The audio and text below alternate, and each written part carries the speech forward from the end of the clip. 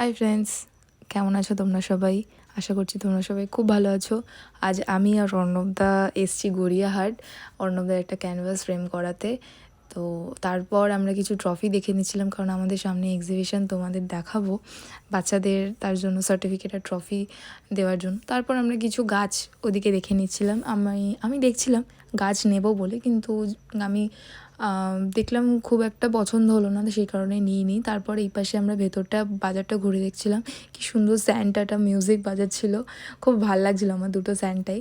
তারপর ক্রিসমাসের প্রচুর প্রচুর জিনিস, এখানের প্রত্যেকটা দোকানে প্রচুর জিনিস, কি নেব না কিছু ভেবে উঠতে পারছিলাম না।